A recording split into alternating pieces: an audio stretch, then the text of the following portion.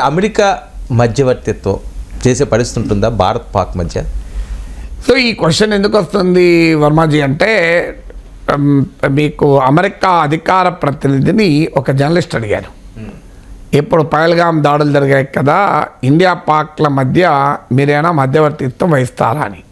కారణం ఏంటంటే ఈ మధ్య మన ప్రధానమంత్రి పర్యటన సందర్భంగా కూడా ట్రంప్ ఈ ఆసక్తి ప్రదర్శించాడు మధ్యవర్తిత్వానికి. ఈయనే కాదు, ఒబామా కూడా ఈ మాట అన్నాడు. మీకు మన ప్రైమ్ మినిస్టర్ మన్మోహన్ సింగ్తో కలిపి జాయింట్ ప్రెస్ కాన్ఫరెన్స్లో అంటే వెంటనే మన్మోహన్ సింగ్ లాంటి మౌనముని అని చెప్పబడే వ్యక్తి కూడా ముచ్చట లేదు, we don't believe in third party mediation అన్నాడు.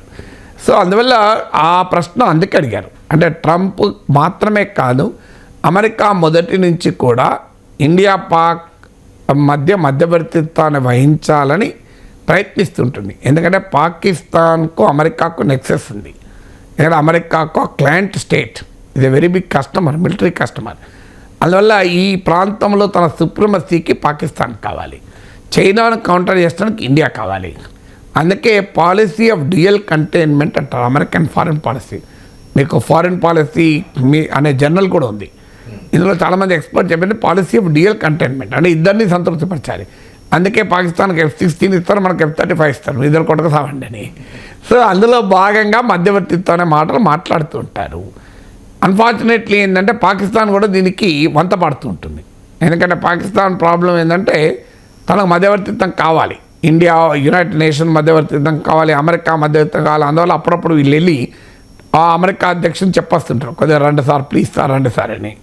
కానీ భారత్ అందువల్ల ఇప్పుడు అడిగితే, ఒక జర్నలిస్ట్ అడిగితే అమెరికన్ అధికార ప్రతినిధి ఒక ఆసక్తికరమైన కామెంట్ చేశాడు. ఐ హావ్ నో రిమార్క్ అన్నాడు. దీనిపైన నాకు వ్యాఖ్యానించడానికి ఏమీ లేదు అన్నాడు. నా హైడ్రేషన్ కోసం I just trust one thing, ఫుల్గా వాటర్ ఉండే కంట్రీ డిలైట్ వల్ల పొలాచి కోకోనట్స్. సో ఇప్పుడే కంట్రీ డిలైట్ యాప్ డౌన్లోడ్ చేసుకొని ఆర్డర్ చేయండి.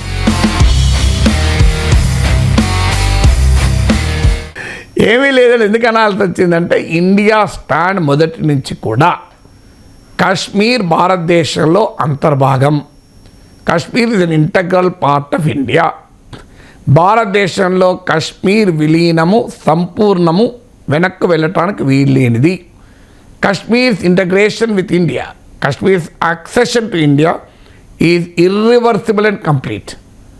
ఇక థర్డ్ ఏంటంటే ఏమైనా మిగిలి ఉంది, what is the unfinished agenda in Kashmir, అది పాక్ అక్యుపైడ్ కాశ్మీర్ను భారతదేశం స్వాధీనం చేసుకోవడం.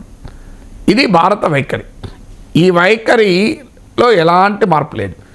ఏమైనా చర్చించాలనుకుంటే ఇండియా పాకిస్తాన్ల మధ్యనే చర్చ.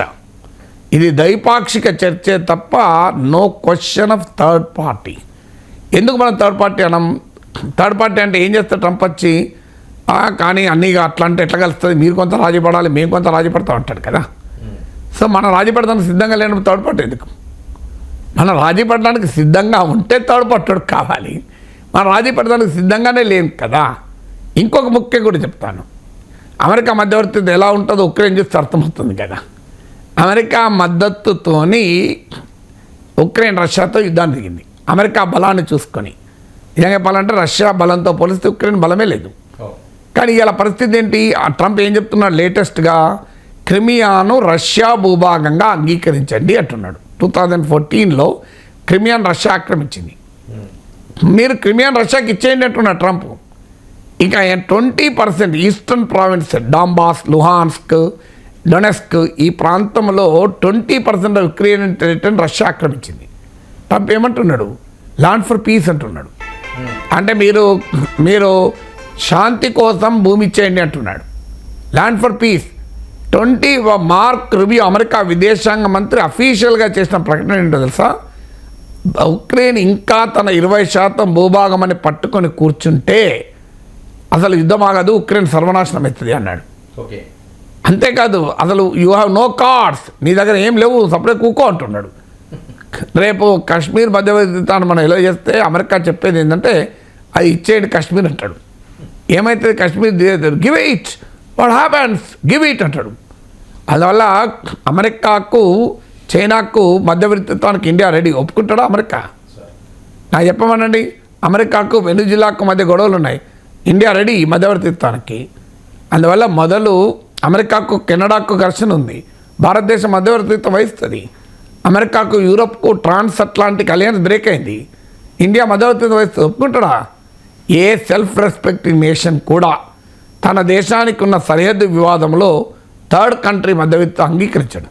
అందువల్ల ఇండియా చైనాతో కావచ్చు, పాకిస్తాన్తో కావచ్చు, మనకేమైనా డిస్ప్యూట్స్ ఉందో ఆ దేశాలతో మాట్లాడుకుంటాం. ఊఇజ్ అమెరికా టు టెలస్. అలా అమెరికా రంగంలో దిగితే ఏం జరుగుతుందో మనకు తెలుసు. అందుకే ఉక్రెయిన్ అనుభవం చెప్పాను మీకు లేటెస్ట్ ఎగ్జాంపుల్ కనుక. So India will never accept third party mediation. మూడో మధ్యవర్తిత్వాన్ని భారతదేశం ఎప్పుడూ అంగీకరించదు. అందువల్ల కశ్మీర్ ఇష్యూని ఇంటర్నేషనలైజ్ చేయాలనుకునే పాకిస్తాన్ అమెరికా మధ్యవర్తిత్వాన్ని కోరుకుంటుంది. మనం ఇంటర్నేషనలైజ్ చేయదలుచుకోలే, అది ఇంటర్నల్ ఇష్యూ అంటాం, అంతర్జాతీయ కాదు, అంతర్గతం అంటాం. అందుకే ఎట్టి పరిస్థితుల్లో మధ్యవర్తిత్వాన్ని అంగీకరించాం.